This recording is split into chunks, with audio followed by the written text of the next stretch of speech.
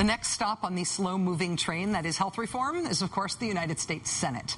And if, amid all the attention and news coverage surrounding the passage of health reform in the House, you forgot what sort of resistance it might be meeting in the Senate, well, here's Joe Lieberman as a reminder. Surprising no one, Senator Lieberman took time out this weekend to say once again that he will side with Republicans to block a vote on reform in the Senate.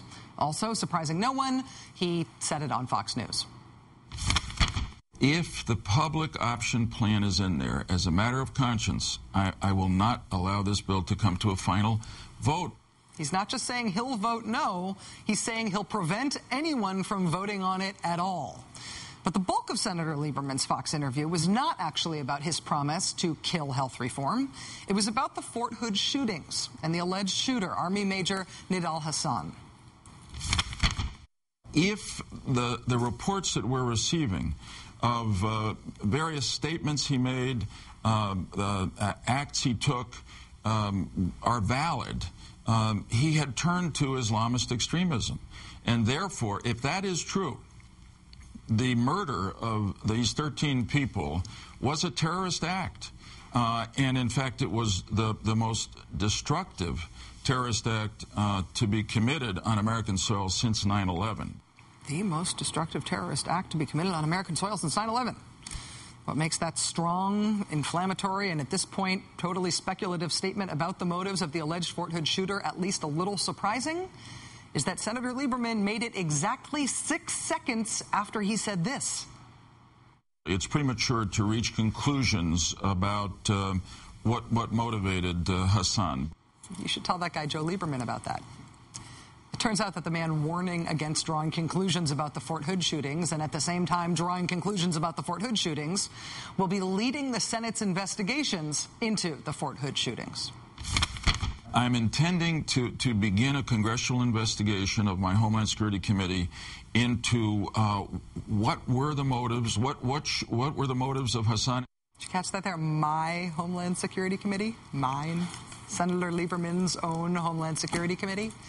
Whatever you think about him coming to his conclusions about the shooter's motives before leading his investigation into the shooter's motives, recall that Senator Joe Lieberman will lead this admittedly cart before the horse investigation and get all of the grandstanding, uninformed preening camera time he wants to get out of it because the Democratic Party, which has a majority in the Senate and therefore grants chairmanships, wants him to have that Homeland Security chairmanship, even as he's promising to kill health reform.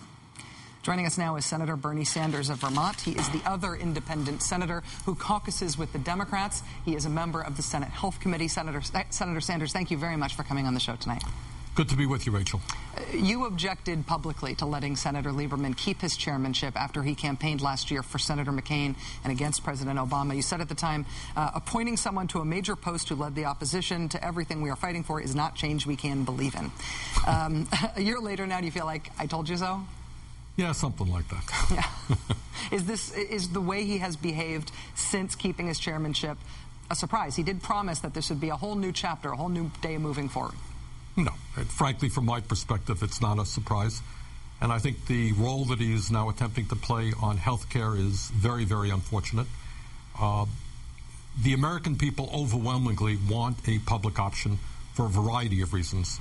Correctly, they want a choice between a private insurance company and a Medicare-type plan, and they should have that choice. And maybe even more importantly, if we're serious about cost containment, if we're serious about the fact that we have to deal with the United States now spending almost twice as much per person on health care as any other country, you're going to need to have somebody, some entity competing with the private insurance companies so they don't continue to raise their rates. And that's what a public option does.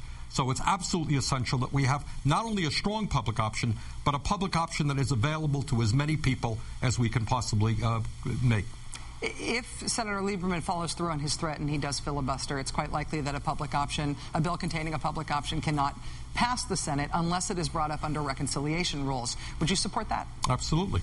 Look, the trick here is to do the best that we can for the American people, and that is quality, affordable health care for all of our people. And if we can't do it because we don't get 60 votes, then there are other ways that we have to proceed. And I would strongly support those other ways. If it's not brought up under reconciliation, and if Senator Lieberman, whether or not he gets other conservative Democrats to go along with him, if they manage to remove a public option from the Senate bill, would you still vote for it?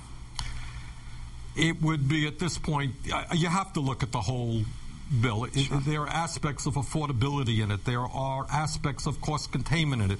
You raised the very important issue that we can't retreat under a Democratic president and a Democratic Congress on a woman's right to choose. So there are a lot of issues out there. But frankly, I don't know how you have cost containment if you don't have a public option. So I think a public option is absolutely imperative. It would be hard for me to support legislation without that. Senator Sanders, what do you think will happen with that anti-abortion provision on the Senate side? You know, Rachel, and you capsulized it pretty well with Diane. It is hard to imagine that with a Democratic president and a Democratic Congress, we would take a major step backwards in a struggle that women have engaged in for decades. So it just seems to me inconceivable that that can remain in the bill. The White House wants a bill to be signed by the end of the year. They're reiterating that emphatically. Do you think delays work against the prospects for passing reform? Do you think it's important to do it before the end of the year? You know, that's what the pundits all say. To my mind, it is infinitely more important to get it right. I mean, for example, this bill is going to cost $1 trillion over a 10-year period. Where's that money coming from? Is it going to come from a tax on the health care benefits of middle-class workers?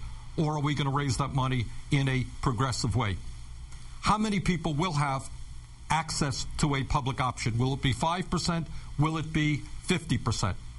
How do we make sure that the insurance companies are not going to raise their rates rapidly so that we will be paying far more for health care than we should? All of these questions remain in the hopper and are going to have to be struggled with. But I think the evidence is pretty clear. The American people want not just any old health care bill.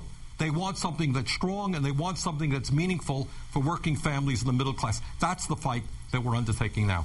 Senator Bernie Sanders, independent of Vermont, thank you very much for joining us tonight, sir. It's always a pleasure to have you on the show. My pleasure. Thank you.